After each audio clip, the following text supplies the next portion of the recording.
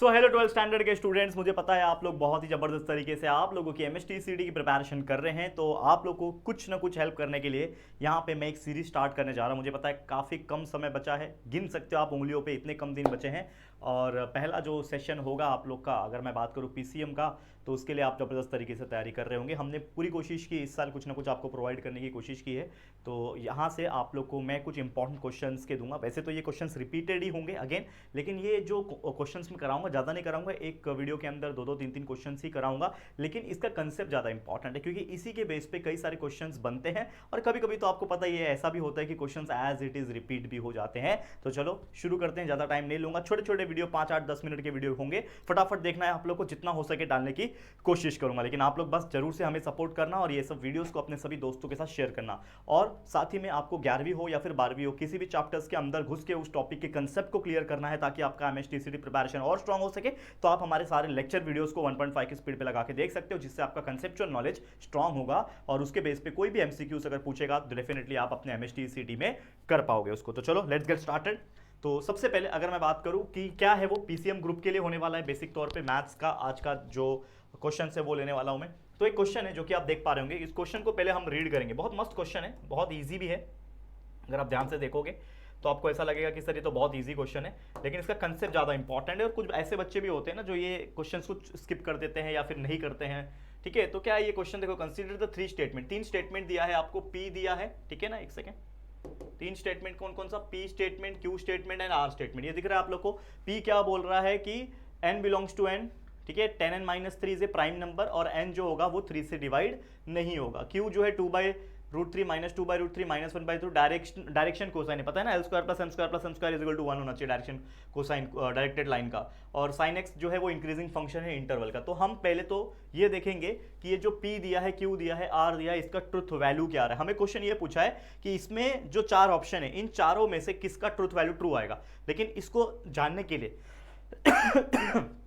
P Q R का आपको truth value पता होना चाहिए। तो सबसे पहले मैं क्या करूंगा, पी का निकालूंगा। तो अगर आप पी के लिए देखोगे तो पी क्या बोल रहा है कि all the values that is 10n-3 prime number होना चाहिए और कंडीशन ये है कि n जो होगा वो 3 से डिवाइड नहीं होगा। तो सबसे पहले मैं क्या करूंगा, इस p का जो ट्रुथ वैल्यू निकालने के लिए मैं पहले ले लूंगा n का वैल्यू, ठीक है ना, n का वैल्यू 1 लेता हूं, ठीक है ना।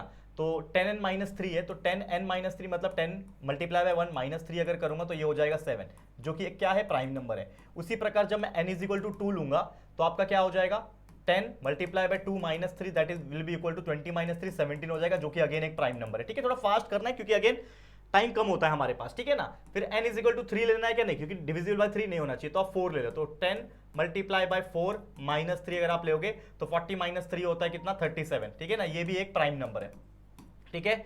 n = 5 ले लेता हूं तो ये हो जाएगा 10 5 -3 दैट इज 50 -3 इज 47, जो कि अगेन एक प्राइम नंबर है। मतलब यहां तक तो सही आ रहा है। चलो एक और ट्राई करके देखता हूं। n = 6 नहीं लूंगा क्योंकि वो 3 के टेबल में नहीं आना चाहिए, तो n = मैं 7 ले रहा हूं। तो 10 multiply by 7 that is -3 is equal to 67, जो कि अगेन एक प्राइम नंबर है। एक लास्ट ले लेता हूं, चेक कर लेता हूं कि क्या सारे वैल्यू आ रहे हैं क्या। तो 10 मल्टीप्लाई बाय 8 करूंगा, -3 करूंगा तो 80 -3 इज 77। तो 77 तो कोई प्राइम नंबर नहीं है बल्कि ये एक कंपोजिट नंबर है। तो हमें एक चीज पता चला कि जो हमें बोल रहा है कि all the values of n 10n-3 जो होगा वो आपका प्राइम नंबर आ रहा है, जो कि गलत है। मतलब मैं बोल सकता हूं कि जो मेरा p का वैल्यू है, ठीक है ना, जो मेरा बच्चा यहां पे दिया हुआ है, देखो ध्यान से देखना, p का जो वैल्यू है ये क्या है, ये एक फॉल्स स्टेटमेंट है। इससे ही पता चल गया p जो है फॉल्स है। p क्या है, फॉल्स है, ठीक है। एक चीज क्लियर। दूसरा ले लेते हैं q। अब q के लिए सॉल्व करो। ये फर्स्ट p के लिए ले लिया, सेकंड q के लिए लेता हूं। q देखो क्या है यहाँ पे, 2/3 -2/3 -1/3, तो l, m और n का वैल्यू दिया हुआ है। तो आपको पता ही है क्या दिया हुआ है, l का वैल्यू जो दिया है 2/√3 दिया है, m का वैल्यू जो दिया है -2/√3 दिया है, और n का जो वैल्यू है -1/√3 दिया है। ये क्या बोल रहा है कि ये डायरेक्शन कोसाइन है डायरेक्टेड लाइन के। इसका मतलब मेरे को पता है कि मेरा L² + M² + N² जो है इज इक्वल टू 1 आना चाहिए। तो चलो इसको सॉल्व कर लेते हैं ना फटाफट, ठीक है ना, फटाफट सॉल्व कर लेते हैं। चलो करो फटाफट सॉल्व। तो यहां पे क्या हो जाएगा, 2/√3 का स्क्वायर प्लस m, देखो स्टेप्स का अगेन मार्क्स तो होता नहीं, आप जानते ही हो, लेकिन फिर भी जितना शॉर्टकट मार सकते हो मार लेना, ठीक है। सॉल्व कर लो तो ये हो जाएगा 4/3 + 4/3 प्लस 1/3 बराबर 4 plus 4 plus 1 it is 9/3 that is equal to 3। तो आपका 3 आ रहा है, मतलब इसका मतलब क्या है कि L square plus M square plus N square का जो वैल्यू है it is not equal to 1। इसका मतलब ये स्टेटमेंट फॉल्स है, मतलब जो क्यू दिया है ये क्यू जो है ये भी क्या है आप लोग का फॉल्स है। ये समझ में आ गया। अब तीसरा चीज निकाल लेंगे किसके लिए बच्चा, आप जानते ही हो, तीसरा third one that is R के लिए। तो आर क्या दिया हुआ है, that is sine X is an increasing function of X. तो आपको पता ही है, अगर मैं मान लूं एफ ऑफ एक्स जो है वो आपका साइन एक्स है, ठीक है, तो एफ डैश ऑफ एक्स जो हो जाएगा कॉस एक्स हो जाएगा, ठीक है ना। तो यहां पे आप बोल सकते हो ना कि जो कॉस एक्स है, ठीक है ना, ये हो रहा है ना, इंक्रीज हो रहा है। अगर आप देखोगे यहां पे कि जो आपका कॉस एक्स है ग्रेटर देन इक्वल है, इक्वल टू 0 है, किसके लिए, माइनस π/2 और π/2 से। तो हम लोग बोल सकते हैं कि यस देयरफॉर साइन एक्स जो होगा इज इंक्रीजिंग फंक्शन होगा किसके लिए, माइनस π/2 से लेके π/2 तक। तो इसका मतलब क्या है, मेरा r जो है वो एक ट्रू स्टेटमेंट है। अब यहां तक आपको क्लियर हो गया होगा, ये हमने सॉल्व किया, इसका कोई वैल्यू नहीं है, बस आपके मन में फटाफट रफ वर्क में आपको सॉल्व करना था। अब यहां पे आ जाते हैं, इसको देखो ध्यान से देखना, इधर पे हम लोग सॉल्व करके दिखाएंगे आप लोग को। चलो P and Q bye conditional R, ठीक है ना। P क्या है आप लोग का, P क्या है बच्चा, फॉल्स है, मतलब false and false by conditional R का वैल्यू है ट्रू। तो इसका ट्रुथ वैल्यू क्या आएगा बताओ। एंड में क्या होता है, ट्रू ट्रू रहेगा तो ही ट्रू, बाकी सब फॉल्स, यानी फॉल्स का बाय कंडीशनल ट्रू रहेगा तो ये स्टेटमेंट भी फॉल्स आएगा, मतलब ये हमारा आंसर नहीं है, ये मेरा आंसर नहीं हो सकता। ऑप्शन नंबर ए नहीं है। ऑप्शन बी पी इसका डाल दो, that is false conditional false, ठीक है, एंड नेगेशन ऑफ आर दिया है, तो आर आपका ट्रू है, negation of R that is false हो जाएगा। तो इसका वैल्यू क्या आएगा, अगर आप देखोगे तो आपको पता ही है कंडीशन में ट्रू फॉल्स रहेगा तो ही फॉल्स, बाकी सब ट्रू, तो ट्रू कंडीशन फॉल्स, तो इसका फॉल्स आ जाएगा। एक मिनट, तो इसका भी फॉल्स हो जाएगा, मतलब हमारा ये भी आंसर नहीं है।